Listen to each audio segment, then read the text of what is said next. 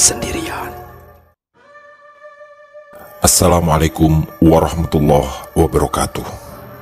Selamat jumpa kembali sahabat-sahabat viewer dan subscriber channel Titah Misteri. Kali ini kami akan membawakan sebuah kisah misteri dengan judul Demi Warisan Bersekutu dengan Setan. Selamat mengikuti. Tulungagung 2015. Namaku Hendra. Umurku 19 tahun dan baru tahun lalu aku lulus SMK jurusan pertanian. Hari-hariku disibukkan dengan membantu bapak bertani. Itu juga dulu alasanku kenapa memilih jurusan pertanian. Berharap ilmu yang aku dapat dari sekolah bisa membantu hasil tani keluarga menjadi lebih baik. Setiap malam selepas sholat maghrib, aku membantu Ustadz Adi mengajar ngaji anak-anak di kampungku. Aku yang adalah anak sematawayang tinggal bersama kedua orang tuaku. Di sebelah rumah kami ada rumah kakek yang selama 5 tahun terakhir tinggal sendiri sejak nenek meninggal. Bapak mempunyai kakak kandung yang kupanggil Pak D. Supriyadi, yang kini tinggal di Surabaya. Pak D. Supriyadi adalah seorang pegawai negeri dan konon jabatannya lumayan tinggi. Hidupnya bisa dikatakan mewah, jauh berbeda dengan keluargaku yang hidup dengan kesederhanaan. Sebenarnya hubungan Pak D. Supriyadi dan kakekku kurang baik. Itu semua disebabkan karena Pak D. sudah beberapa kali menjual tanah warisan. Begitu juga dengan kejadian malam itu. Ketika aku baru saja pulang dari musola Ustadz Adi, saat kudapati mobil mewah Pak D. Supriyadi parkir di depan rumah kakek. Begitu aku masuk ke rumah, terdengar suara Pak D. dan kakek yang sangat nyaring. Sepertinya mereka sedang bertengkar. Bapakku juga ada di sana. Ibu melarangku untuk ikut duduk menemui Pak D. karena katanya aku tidak pantas untuk bergabung dalam situasi seperti itu. Dari pembicaraan mereka yang aku dengar, nampaknya Pak D. Supriyadi kembali berencana menjual sawah. Padahal setahuku jatah warisannya sudah habis dan tentu saja yang berencana dijualnya adalah jatah warisan milik bapak. Sebenarnya dari dulu bapakku selalu mengalah. Sawah atau tanah yang letaknya strategis diambil oleh Pak D. Sedangkan bapakku hanya mendapat bagian di tempat-tempat yang bisa dibilang tidak terlalu strategis, yang pastinya harganya lebih murah. Tapi selama ini bapakku tidak pernah protes. Begitu juga malam ini. Sebenarnya bapak ikhlas kalau jatah warisannya akan dijual Pak D. Tapi kakeklah yang tidak setuju. Pertengkaran itu pun semakin panas sampai akhirnya ku dengar Pak D. Supriyadi pulang dengan sangat kecewa dan marah. Bahkan dia membanting pintu depan rumah kakek. Ibu yang sejak tadi menunjukkan raut wajah khawatir segera memelukku. Kejadian seperti itu sebenarnya sudah biasa terjadi. Setiap Pak D pulang, ada saja yang menjadi bahan pertengkaran antara Pak D dan kakekku. Terkadang melibatkan juga Bude Siti, istri Pak D Supriyadi. Pak D-ku mempunyai 3 anak, yaitu Mbak Inggar yang tertua, serta Vira dan Faris. Mbak Inggar kini sudah bekerja di Surabaya. Orangnya lemah lembut dan sopan. Berbeda dengan kedua adiknya yang sepertinya mewarisi sifat Pak D. Supriyadi dan Bude Siti. Beberapa hari kemudian, sekitar jam 3 sore, aku dikejutkan dengan kedatangan Lek Sunar, tetangga jauhku, yang mengabarkan bahwa kakek berteriak-teriak di sawah seperti orang ketakutan. Katanya, saat Lek Sunar mengajak kakek pulang, dia tidak menjawab, bahkan seakan tidak mengenali Lek Sunar. Aku dan bapak segera menyusul kakek ke sawah yang jaraknya kurang lebih 1 kilometer dari rumah. Tentunya dengan berjalan kaki melewati pematang. Sesampai di sana, aku melihat kakek duduk termenung di atas pematang dengan wajah yang sangat pucat. Begitu aku mendekat, tiba-tiba kakek memelukku dan mengatakan kalau tadi ada ular sangat besar yang akan menyerangnya. Aku dan bapak sempat mencari jejak ular yang diceritakan, karena pasti akan terlihat di antara tanaman padi, jika memang benar ada ular itu. Kata kakek, ukurannya mungkin sebesar pohon kelapa. Karena tidak menemukan jejak ular, maka aku dan bapak memutuskan membawa kakek pulang, yang masih terlihat linglung dan sangat pucat.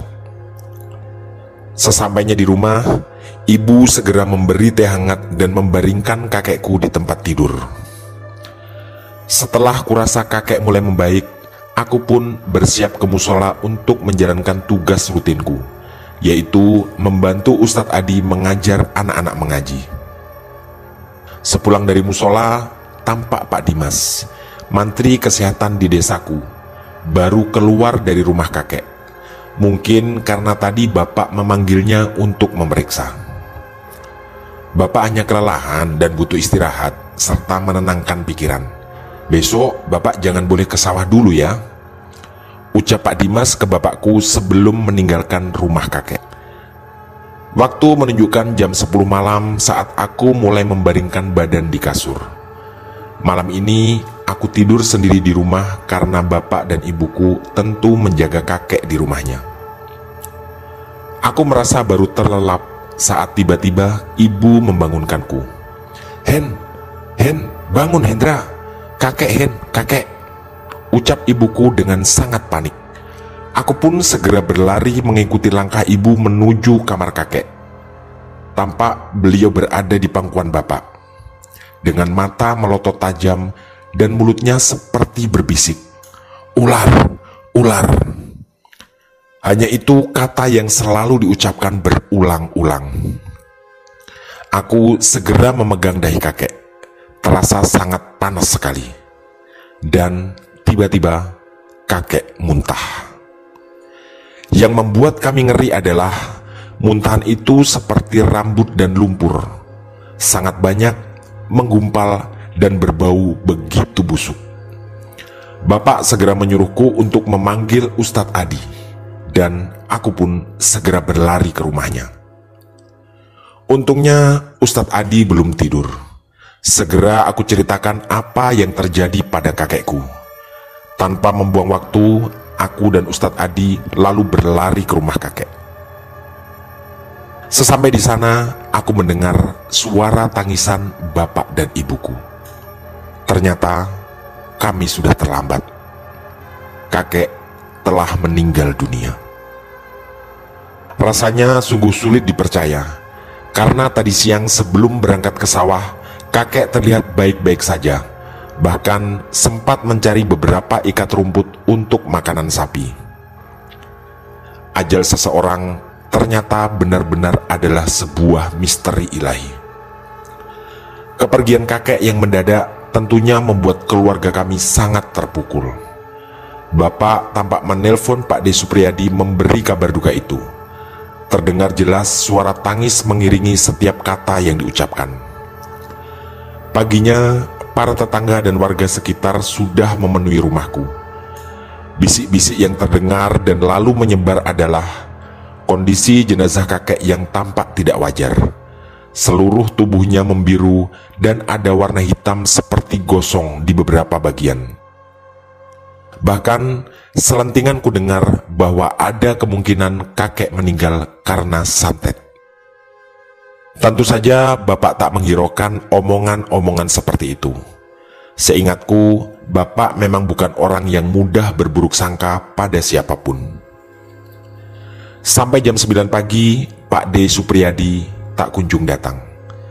Prosesi memandikan dan mensolatkan jenazah sudah selesai. Bahkan makam juga sudah siap. Bapak lalu berkali-kali menelpon Pak D, tapi tidak terjawab. Akhirnya, setelah meminta pendapat dari beberapa tokoh masyarakat, diputuskan untuk segera menguburkan jenazah kakek tanpa menunggu keluarga Pak D. Supriyadi yang sebenarnya adalah anak pertama dari kakekku. Kabar-kabar miring pun bermunculan dari warga tentang kakek, tentang jenazah yang terlihat tidak wajar, kemungkinan santet, dan pastinya tidak hadirnya Pak D. Supriyadi di acara pemakaman. Keesokan malamnya, saat jemaah tahlilan baru saja bubar, terlihat mobil Pak D. Supriyadi memasuki pekarangan rumahku. Mbak Inggar dan Pak D. turun dari mobil itu. Tampaknya mereka hanya berdua. Pak D. beralasan Bu Siti tak bisa ikut karena ada tugas penting dari kantornya. Sedangkan Vira dan Faris katanya ada urusan mendadak. Tanpa menanyakan lebih lanjut, kami pun mengiyakan saja. Mbak Inggar lalu segera menuju dapur dan berbaur dengan ibu-ibu yang lain. Sedangkan Pak D dan Bapak tampak mulai mengobrol serius di ruang tamu. Keluarga kami benar-benar berduka. Air mataku bahkan rasanya belum kering karena menangis sejak tadi malam. Aku selama ini memang merasa bahwa kakek sangat menyayangiku. Kemudian tiba-tiba terdengar gebrakan meja. Pak D. Supriyadi berdiri di depan Bapak dan wajahnya tampak sangat marah. Rupanya Pak D. meminta surat-surat tanah yang selama ini disimpan kakek, yang bapakku tentu saja tidak tahu menahu tentang surat-surat itu, karena memang dari dulu Bapak tak pernah mau bertanya tentang hal itu. Kang, sabar Kang, ini kan baru hari kedua Bapak meninggal. Kayaknya kurang tepat untuk mencari surat-surat itu, apalagi sampean ingin menjualnya. Aku ikhlas sampean menjualnya, tapi setidaknya selesaikan dulu tahlilan hari ke-7. Begitu ucap bapakku. Jawaban yang pantas dan sangat masuk akal itu ternyata tidak diterima oleh Pak Deku. Dia terus-menerus berkata-kata kasar, bahkan menuduh Bapak ingin menguasai harta itu sendirian. Padahal selama ini sangat jelas, Pak D sudah menjual semua bagiannya yang tersisa, dan sekarang hanya bagian Bapak saja, dan lagi-lagi ingin juga dikuasainya. Beberapa warga pun berusaha menenangkan Pak D. Begitu juga dengan Mbak Inggar yang bahkan terlihat menangis sambil memeluk bapaknya. Tapi itu semua percuma. Kemarahan Pak D semakin menjadi, kata-kata kotor yang tak pantas diucapkan pun keluar dari mulutnya. Sampai terucap kalimat dari mulut Pak D yang membuat semua yang berada di sana sangat tercengang. Kalau kamu gak serahkan surat-surat tanah itu, aku akan bikin kamu seperti bapak. Setelah mengucapkan kalimat itu, dengan kasar, Pak D kemudian menarik tangan Mbak Inggar untuk masuk dalam mobil, dan mereka segera pergi. Kejadian itu membuatku takut. Ancaman Pak D sepertinya bukan main-main, karena sama sekali tak terlihat keraguan saat mengucapkan kalimat itu. Semua tetangga yang ada di sana dan masih tercengang waktu itu pun memberi saran pada Bapak untuk berhati-hati. Setelah beberapa tetangga pulang, tinggallah Ustadz Adi, aku, Bapak, dan Ibu di ruang tamu. Apa benar ya Pak Ustadz, penyebab kematian Bapak adalah santet? Tanya Bapak pada Ustadz Adi yang hanya dijawab dengan senyuman kecil tapi penuh wibawa. Pak Supriyono, ajal, jodoh, dan rezeki semua sudah ada yang ngatur.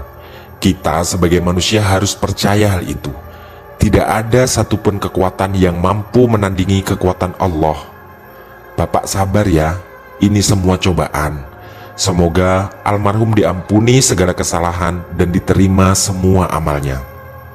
Ibuku yang sepertinya dari tadi menahan amarah, tiba-tiba mengeluarkan kalimat yang sangat mengejutkan kami.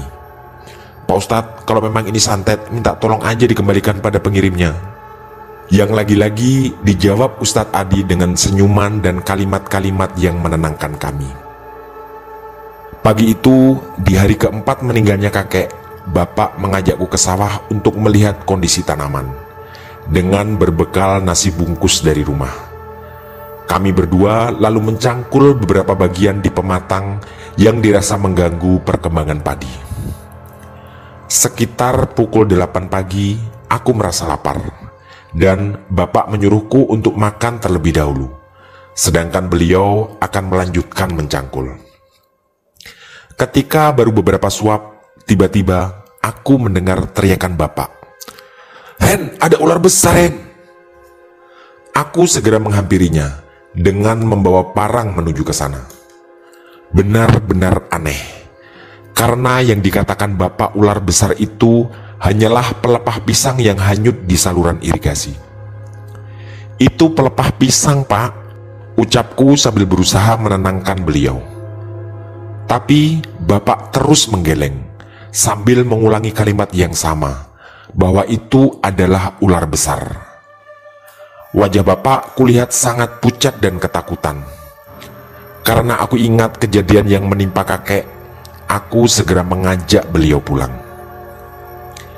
Di rumah, ibu dan beberapa tetangga yang membantu menyiapkan makan untuk tahlilan nanti malam mulai mengerumuni kami. Mereka penasaran apa yang terjadi dengan bapak. Syukurnya beberapa saat kemudian bapak terlihat agak tenang, walaupun wajahnya masih nampak pucat. Aku tentu mulai takut apa yang menimpa kakek juga akan menimpa bapak, karena kakek pun mengalami hal yang sama, ketakutan karena ada ular besar. Aku dan ibu terus mengawasi kondisi bapak sampai waktu zuhur pun tiba. Bapak lalu mengajakku berjamaah di bilik tempat sholat di rumah, dan ketika itu aku yang disuruh menjadi imam. Belum lama sholatku mulai, konsentrasiku sedikit buyar karena aku mendengar desis ular di bawah kakiku yang semakin jelas dan dekat. Perasaanku mengatakan bahwa ular itu sangat besar. Dan benar saja, tampak seekor ular ada di antara kedua kakiku. Ukurannya sangat besar, yang bahkan kepalanya lebih besar dari telapak kakiku. Bapak dengan cepat menarikku untuk segera keluar dari bilik itu. Sepertinya beliau juga melihat ular besar itu. Aku menutup pintu dan segera berteriak minta tolong. Beberapa tetangga pun datang. Ada yang membawa pentungan dan kayu besar. Tapi anehnya, setelah diperiksa, ular itu tidak ada. Bahkan sampai barang-barang di ruangan itu dipindahkan, ular itu tidak terlihat.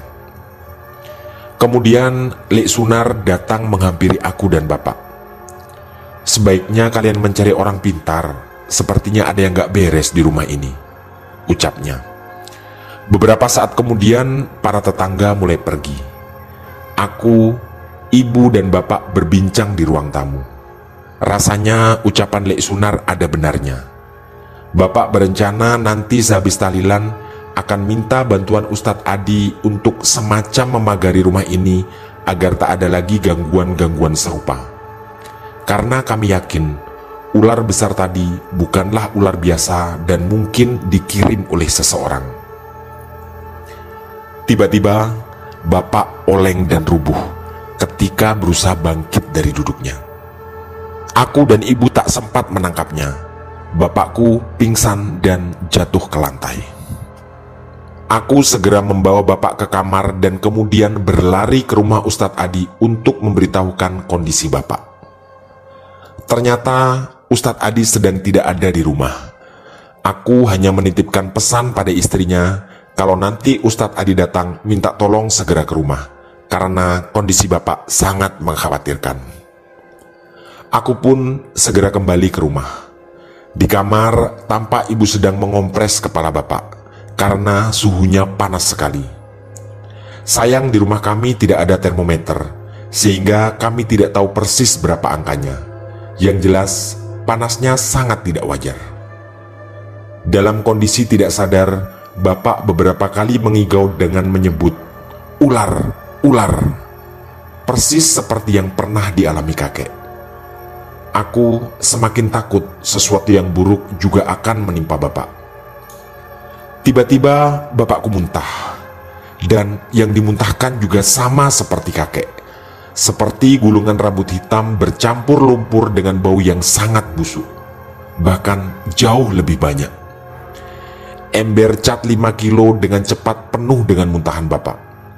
Aku sangat heran dari mana keluarnya muntahan itu, karena tentu saja ukuran perut bapak tidak akan mampu menampung jumlah sebanyak itu.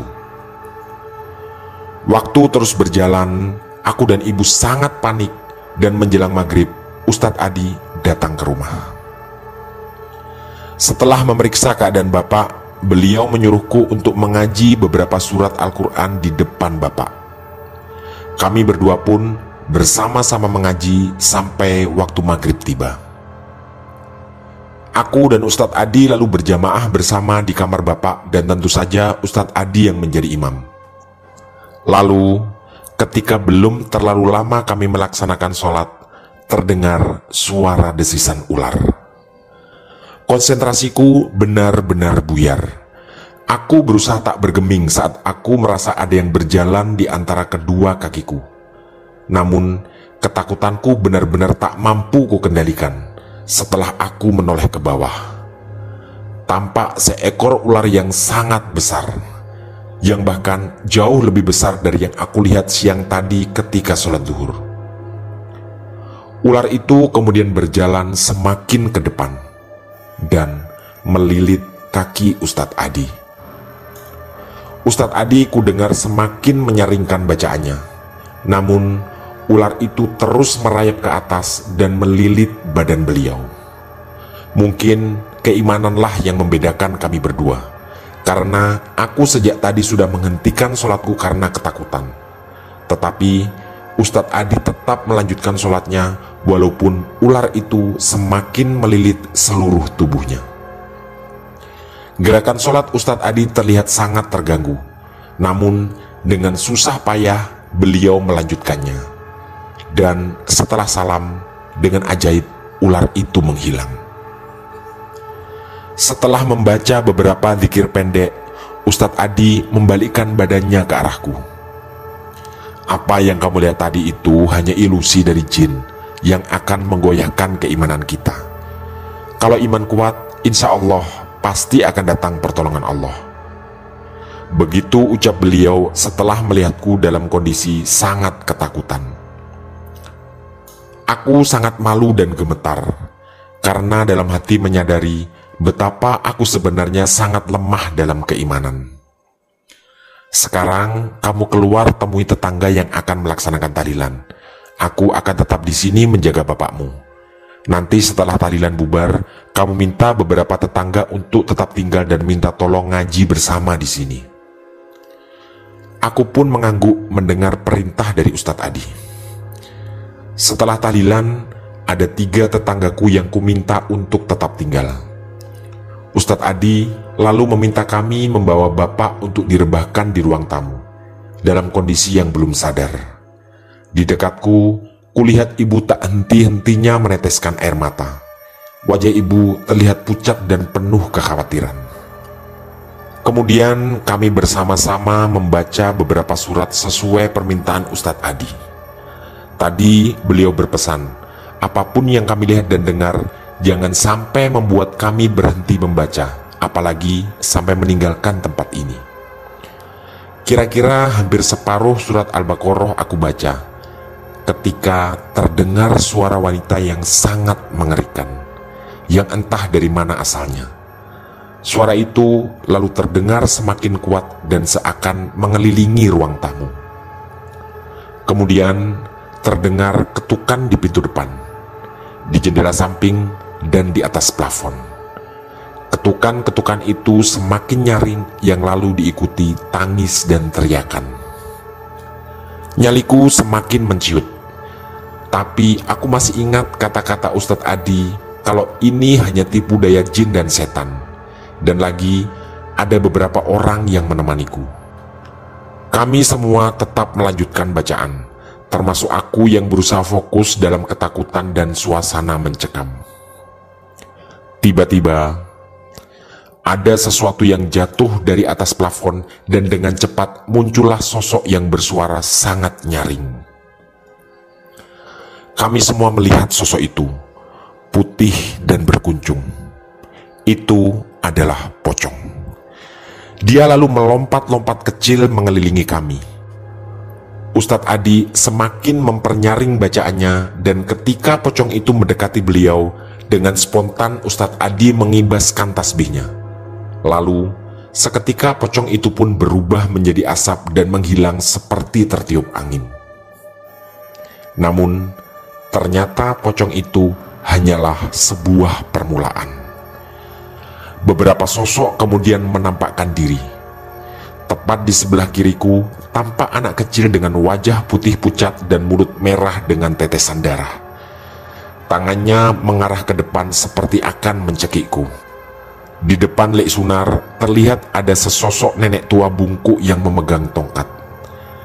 Nenek itu tampak berbisik pada Lek Sunar yang wajahnya sangat ketakutan. Tapi Lek Sunar tetap berusaha menyelesaikan bacaannya dan kudengar suara bacaannya pun semakin nyaring.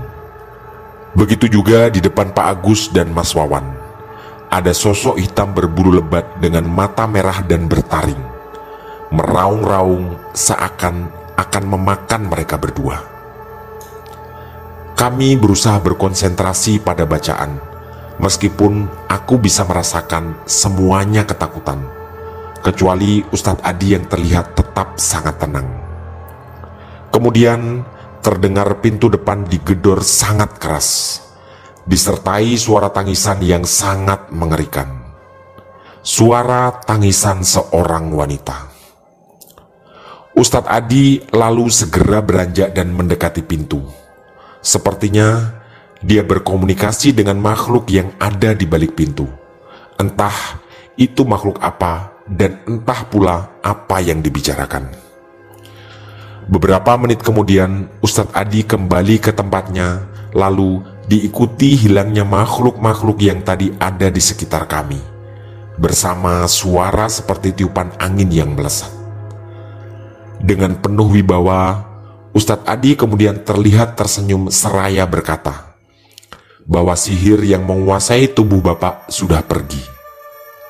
Beliau juga menjelaskan bahwa yang tadi kami lihat adalah makhluk-makhluk yang mengganggu Bapak, yang membawa jenis santet yang sangat kuat. Kata beliau, santet jenis ini tidak hanya menyerang fisik, tapi juga menyerang pikiran dan membuat ketakutan orang yang terkena santet itu. Aku pun lega mendengar penjelasan Ustadz Adi, apalagi beberapa saat kemudian Bapak tersadar. Ustadz Adi lalu memberikan air minum. Bapak masih sangat lemas, tapi mulai terlihat ketenangan di wajahnya, dan suhu tubuhnya mulai menurun. Kami semua lalu memutuskan untuk tidur bersama di ruang tamu, karena khawatir akan ada gangguan susulan malam ini. Ibuku yang juga mulai terlihat agak tenang, lalu menyiapkan suguhan untuk kami semua. Syukurnya sampai pagi tiba, tidak ada lagi gangguan apapun dan kondisi Bapak jauh lebih segar.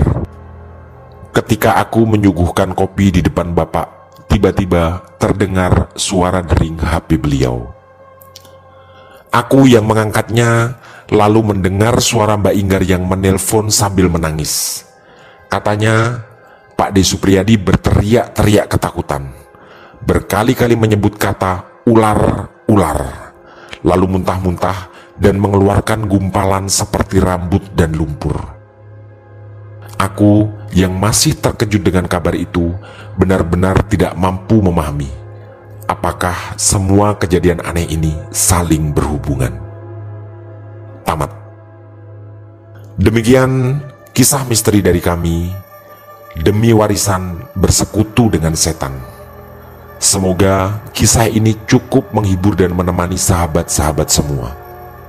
Mohon maaf apabila terdapat kesalahan dalam penuturan kata. Kami dari tim Titah Misteri mengucapkan terima kasih dan wassalamualaikum warahmatullahi wabarakatuh. Pesan saya, jangan bercermin sendirian di tengah malam. Sampai jumpa.